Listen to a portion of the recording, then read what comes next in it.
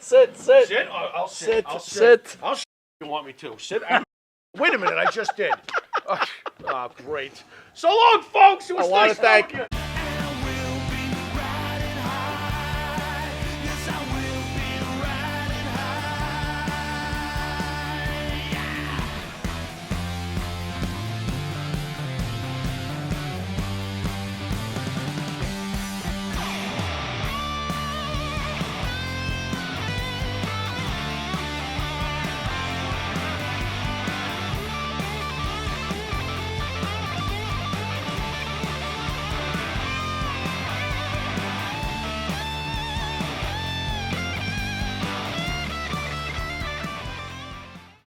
All right, welcome to Long Island's #1 pro wrestler broadcast, Monte The Pharaoh, only seen out of indie music television here out of Ronkonkoma, Long Island.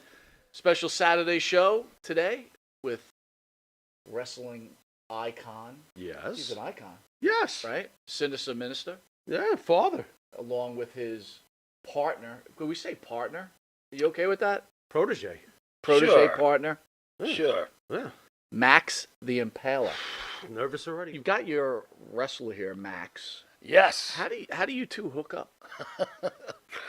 We bumped into one another accidentally in the National Wrestling Alliance, and we had a meeting of the minds. In fact, Max, come on in. Come on, Max. Normally I have to keep Max on a much shorter leash, but they have agreed. You don't have a leash at all. What are you talking about? Well, I have a mental leash. Oh, boy. Now, I would just like to remind you, Max the Impaler is the non-binary nightmare. Max is not to be referred to as she or he or him Understood. or her. Understood. Max is neither fish Understood. nor fowl Very understood. Yeah. and is the warlord of the wasteland. So behave yourselves, and I'll make sure that they don't eat you. So this is kind of like a bear thing. Like if a bear is around you, just stay Very still. similar. Right? thing? Just Don't- like Yes, don't move. Jesus. Right? Maybe Don't play anger. dead. Gotcha. You're doing just fine, Max. Can I share with you though? I did catch a video of Max wrestling, Uh-huh. and Max is an incredible wrestler. Max is one of the most amazing talents I've ever had the pleasure to work with. Max, you should go back and look at Max's match with Camille for the NWA Women's title. One of the greatest matches I've ever been a part of. The match with Jordan Grace in Impact Wrestling a while back was really outstanding. Max is like the crown jewel. Let me ask you, feelings on the NWA. Is there a run in this? Do you think there's a run in this? I believe so. I really enjoy working there, and I love the ambiance of studio wrestling. That's what I grew up on. You know, back in the old days, I would watch the Jim Crockett promotions and the Georgia promotion and the Florida promotion. I got all three of them when I was a little kid. And I remember when they first moved to the outdoor stadiums and whatnot, when Dusty took over the book, it felt very strange. I like it. It reminds me of the wrestling that I grew up on, and they have an outstanding roster. And Billy Corgan's working to bring it to a bigger platform, but right now I think it's a really good product, and people really should give it a chance. How do you control Max? We have a similar taste for violence and destruction, and we just have a meeting of the minds. We can almost communicate telepathically. So James, would non-binary Yes. mean that the wrestler would wrestle either a female or a male? Yes. Max can do either. In a lot of ways, Max prefers destroying males. Ah. That look like him, right? Not me. Like him. All depends. Oh, like I said him, like Pharaoh. him. Look at his shirt. How could you possibly not want to hit that? Wow, you're selling me down the river. Right man. down. I'll get you a boat and everything. Is today's fan ready for a non-binary wrestler? I would think so. You know, everything has to progress. You either progress or you become a dinosaur, and you know what happened to them. Sure. See ya. Last Thursday, we were discussing on Twitter. We all know AEW, and there's a wrestler called Wheeler Yuta. And there were some comments about Wheeler. And Kevin Nash went on there recently and said that, don't get all upset. Don't worry about it. No one's watching. and which, that's exactly what I thought. Very laughed funny. Too. I thought it was funny. The fan decided it was a good time to either start attacking his son who passed away. Well, that would make the... Yeah, so I wanted to get your opinion on that. Is today's fandom worse now because of the internet? I think so. I think they've become a bunch of overly sensitive. You know, at first, when they were able to get on the internet and flap their gums from behind their keyboards, they were all tough guys. You know, what would you call them? Keyboard warriors and that sort of thing. Sure. And now they're all very easily offended, and those people. I don't cater to them.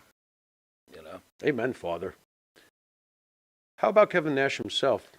I love Kevin Nash. What's your relationship with him? If you could share? Not great. I mean, But we're what you know of friendly. We're friendly. If we were sitting in the bar together, we'd have a beer, we'd shoot. But I didn't run in his pack back in the day. We've hung out a little bit and partied after hours, like back in Impact and stuff like that. But Wrestling genius, Kevin Nash? very smart guy.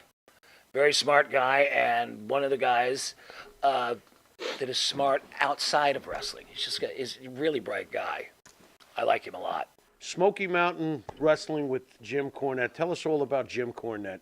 Oh, I love Cornette. But yeah, I mean, I didn't just start in Smoky Mountain Wrestling. I mean, there was a lot of horrible outlaw bull before I was able to hook up with Cornette. But Cornette was, Smoky Mountain was the first place I worked where I was consistently around people who all knew what they were doing.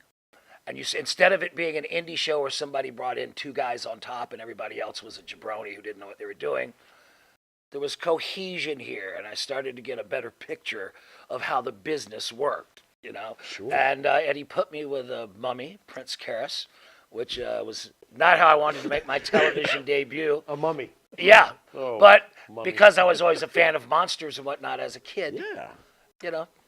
I dove in, and because I didn't know what I was doing really at the time, I just spent every moment on air trying to be as vulgar and obscene as I could and letting my promos fly over the heads of the hillbillies that watched the show. But it was a great learning experience. Now, how much input did Cornette have into your first character? He told me that I was going to be called, well, he didn't even change my name. I was called Daryl Van Horn at the time. He made me put on a fez and sunglasses like the old Abdullah Farouk Grand Wizard deal did with the original Sheik in Detroit. Don't turn your head too fast, Pharaoh. If you value your ears, I thought I was working on a good Max pace. will go I'll after reevaluate. appendages. Be careful. If you notice, I'm frozen. But yeah, and then he would just give me bullet points, and I would take the bullet points and weave all of my filth into it. Looking back at it, it was great performance art. There were a lot of mistakes in terms of how to sell a wrestling character because I was more trying to show off and show how clever and dirty I could be. But some of it still stands up. And here, 30-something years later, I'm occasionally now pulling some of those old chestnuts out and dusting them off and reusing them because I figured, if Ric Flair could do the same promo every night for 40 years, I can pull out a one-liner or two from 30 years ago. Certainly you're one of the great talkers of all thank time. you. You should be very proud of yourself. Well, the next step, of course, is to get into WCW. What's going on? Are we good back here? Are we good back I here? hear some banging. You don't have any small animals here, do you? No. How strong is this wall? Any Max manservants has, back there by any chance? How strong is this wall, Michael? Max has a Look at this. This shit is shaking. Max Down, has Max. A flavor for the Pharaoh. Max, heel. Doesn't have a flavor for the Pharaoh. He's got a flavor for that shirt. Max doesn't like the shirt. Have you got Don't some worry raw about the meat Pharaoh. laying around here, gentlemen? God help me. Raw meat. Do I have to confess right now, live on the air? Possibly I mean, is that what has to happen here? I will. What is going on here, please? Okay, you get to WCW. Max, may I respectfully ask your father there a question? You get to WCW. Let them sniff. Just let them sniff. Please, just sniff, please. What kind of contract did you receive from WCW when you first got there? What kind of money? Yeah. Oh, that was fairly pleasant. Okay. It started at like 55, and then I had rolled over 2 years. We had raises 55 each year's. 55 in what year? 90. Damn, I'm jumping all over that now. Wow. 96. Wow, not bad. Not bad at all. Thoughts on Bischoff, if I can throw that in. I didn't know him well. Everything was short, brief, and businesslike, but he personally hired me. He walked over to Dallas Page's man cave. Page had showed him my tape, and I was down there with Kanyon, and Page walked in, and not Page, Bischoff walked in and offered me a job. Wow. So that was, I had an endorphin rush for like 4 days. It wouldn't stop. Everybody saw you on Dark Side of the Ring, and we'll get to Kanyon in a minute. But there was Daphne Younger also. Did you cross paths with Daphne? Yeah, a little bit. And did you have any kind of relationship with her as far as like knowing the ins and outs about her? No. I just knew Daphne as a real sweet girl. I would hear later from a mutual friend of ours who described Daphne as kind of wild, whatever that meant. But I had no idea that Daphne was dealing with the depression and whatnot. And when I saw that video from right before she died, that was really heartbreaking. Daphne was a really cool girl, and it's sad that it went down that way. We were fortunate to have Glacier on recently, and we discussed, definitely a friend of yours, Chris Kanyon. Yeah.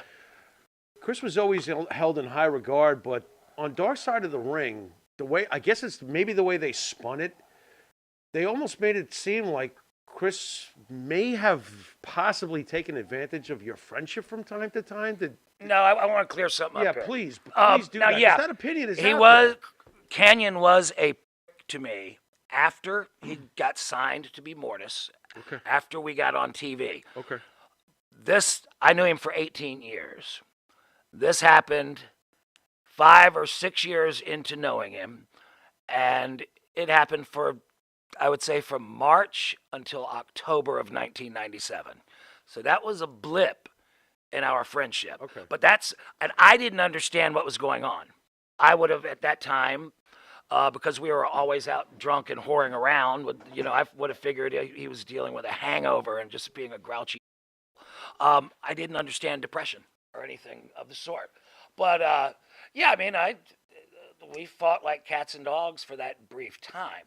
But if you had seen, I talked to the Dark Side of the Ring for 3.5 hours. Okay, it wasn't called the Bright Side of the Ring, but I thought the way I've watched it a million times. You're trying to combine somebody's entire life into 48 minutes or whatever it is, with commercial time allotted. I mean, I thought they told as good as a job as they possibly could within the time allotted. Now, some people I read online thought that Kanyon are presenting him in a bad light, or that the other guys were, but it's like, then you must not have heard all the love that was spun, too. Because Kanyon was a damn good guy, and it's sad that he was tormented like that. And it's sad that not only myself, but the world didn't know much about mental health issues. It was a taboo thing to talk about. It was more taboo to talk about having mental illness than being gay.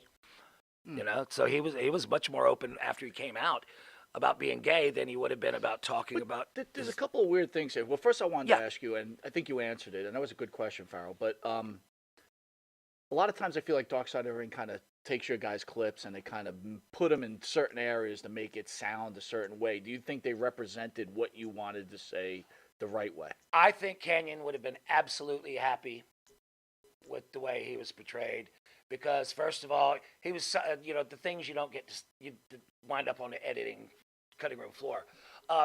He was into comedy. He loved comedy. Well, there's funny Kanyon stories in there, front loaded.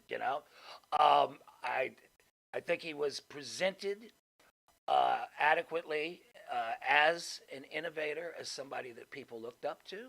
I think it's obvious throughout the narrative that he helped a lot of fucking people who would not be here today if it weren't for him. And I think it accurately portrayed. There were some things in it I didn't know about, like the story with the Young Bucks and the shower and the phone call, and the Luke Hawks story. I didn't know about that. I think it accurately portrayed the arc of his life. I think he would like it, and I think that we accurately portrayed the real love as starts getting really sad towards the end, and actually I love the way they ended it with the line about him saying "Fuck you, you missed me" if I tried to hug his ghost. Right. I think he would have liked that. Yeah.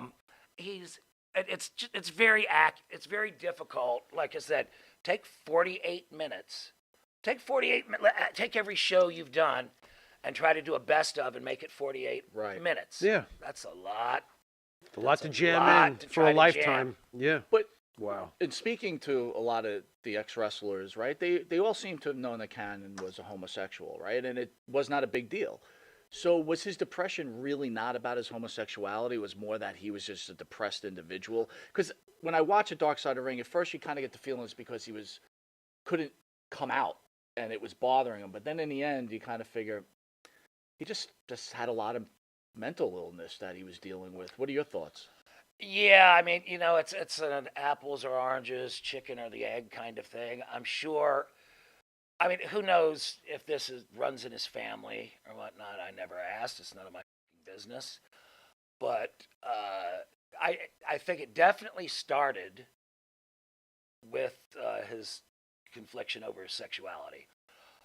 But as he got older, he wouldn't take his meds. Stuff like that, or he'd take them for 2 weeks and stop. You're not supposed to do that. You're not supposed to take antidepressants with alcohol. He wasn't a drug user, but he was a drinker.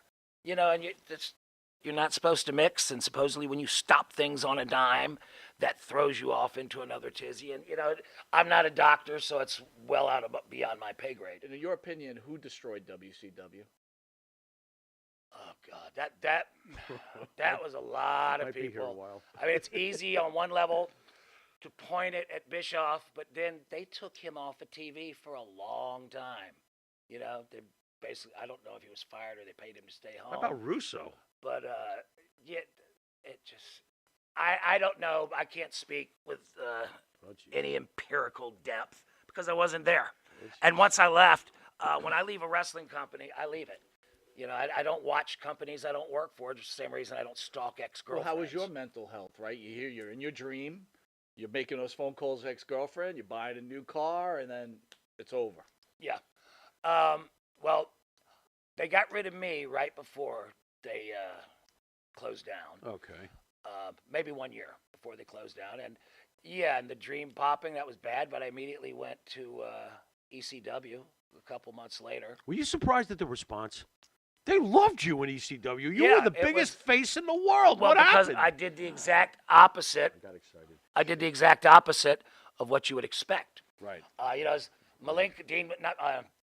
Professor Boris Malenko used to always say, if everybody around you is whispering, then you scream. If everybody's screaming, you whisper. So, what could be more direct contrast to what was being presented on ECW than an over-the-top character doing stupid comedy skits? It was so different. Right. It worked, and it was an accident of being drunk and high at in the middle of the night, because Mikey and myself would be sitting around waiting on for Paul to call us in to do promos, and idle hands are the devil's workshop. So yeah. How about the timing in TNA? Well, their timing, I don't know if their timing was, well, that was 2 years after everything else closed, right? They started in 2002 and everything shut down in 2001. So I maybe actually about bought a year. that first pay-per-view. I remember right back at the beginning. Yeah. I think it took TNA at least a year to get started on the right track. But they had ups and downs depending on who was booking and whatnot. I think TNA's glory years were when they went to Spike. Mhm. So from probably 06. Correct. Oh, no, late 05 maybe? Is that Yeah, when even they went to sooner. Spike? Yep, with AJ and Joe and Kurt Angle and Sting. Late 05 through about the middle of 2008, Right. which, just to be arrogant, also coincides with my best run there. There you with, go. with the best, that There you run. go. But, that was great. You know, I love this. I love the stuff with the new church with Slash, Wolfie. Yeah, are your buddy Who? there? Slash, Wolfie D. Yeah. Slash. Who? You know, is he no longer a part of the family By the now? way, Yeah, well, oh jeez, here we go.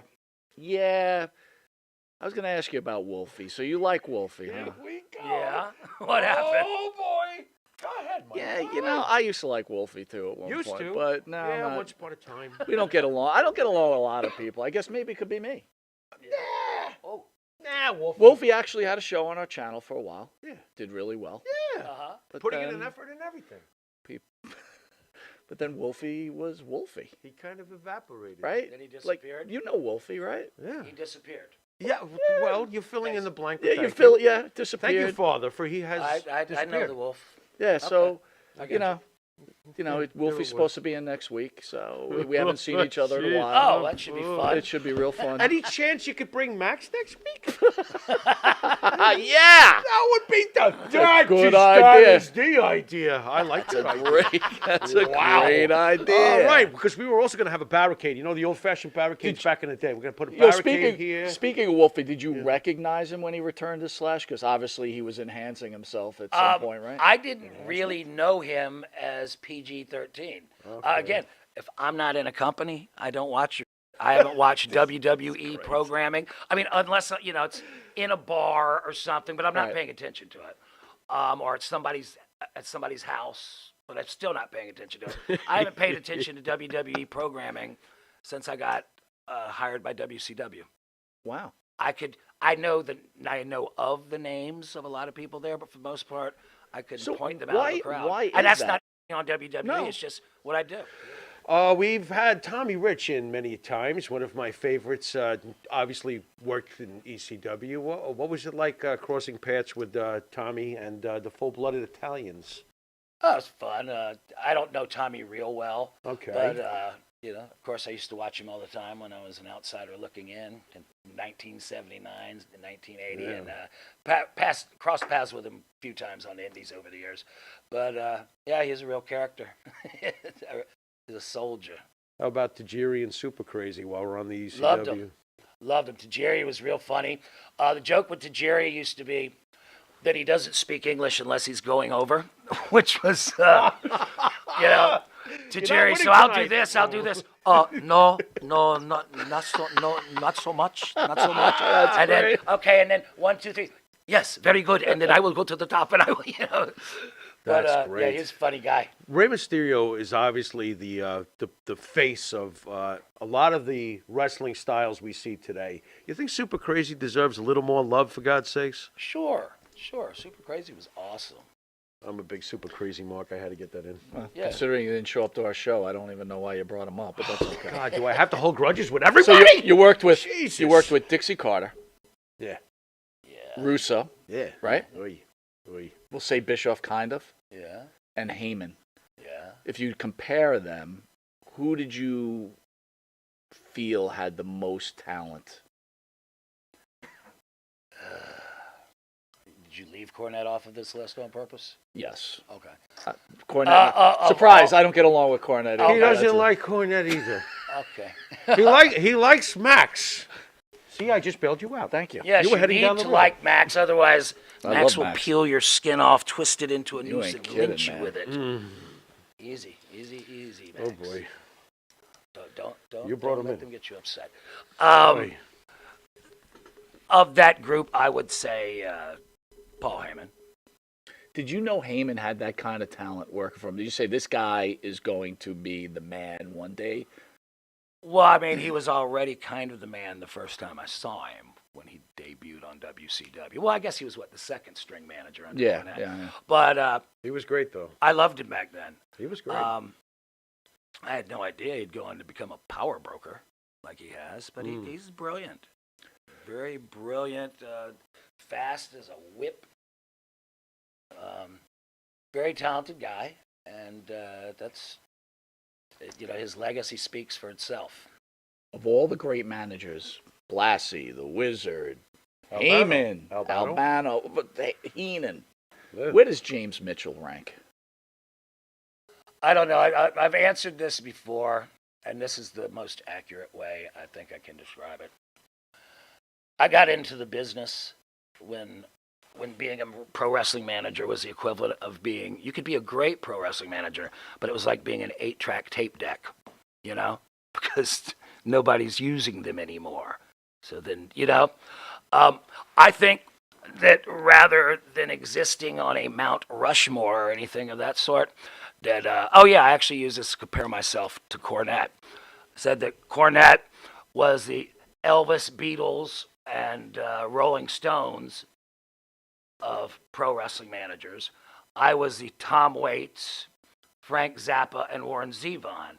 Meaning, okay. I think my talent and my gift of gab speaks for itself, but I think, frankly, people in my profession are more impressed with what I do than the population at large, because you know what I mean? I've had so many stops and starts. No, I got you. And, with pro wrestling managers being deplatformed for so long as they have been. I mean, there are people I run into now that think I stopped when ECW went out of the way. Right. People who never saw any of the stuff on Spike TV. A lot of talent in the NWA right now, Yeah. right? That being said, Nick Aldis Yeah. had a left. Yeah. You've got Tyrus as your champion. Did you think Aldis leaving the NWA hurt the NWA? I don't know. I mean, as someone that's there and you're trying to grow this thing, I mean, he was the face of the company. I don't right? think it was the most professional way to go about doing things, so it could have. But, Billy Corgan's a smart guy. And, he's smart in business, period, not just in the wrestling business. And he has a vision for his brand. He wants an NWA style that he's stressing, which is a much more snug and intense style, a little less gymnastics, I think. What does the future hold for Father James Mitchell and Max the Impaler? NWA gold, sooner than later, and a long trail of broken, twisted bodies.